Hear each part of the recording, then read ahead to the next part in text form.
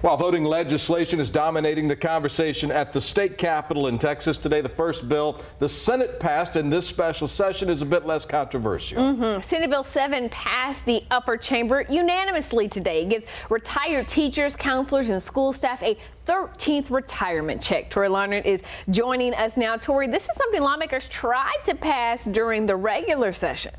Yeah, that's right, Ashley. Texas lawmakers have long said they want to support teachers, but during the regular session, lawmakers say they just didn't have the money to do that. Now, because of the pandemic, we did come into the regular session with a budget deficit.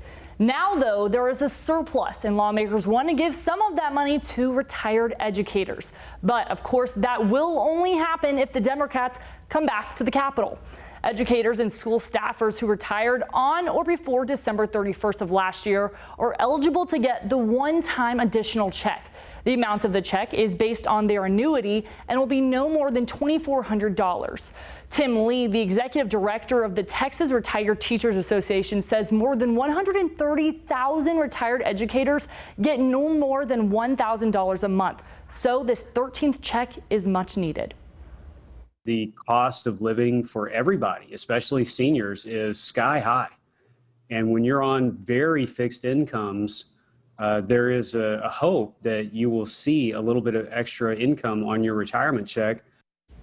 Under SB 7, the state will pay for the 13th checks, about $701 million out of the General Revenue Fund. And it will not be an annual check, just this one time. If the bill passes, educators will get that check no later than January of 2022. But again, whether this bill will pass is still up in the air because of the House Democrats leaving the state. Coming up at 6, Lieutenant Governor Dan Patrick weighs in on what this bill means to Texas educators. Ashley, Brian.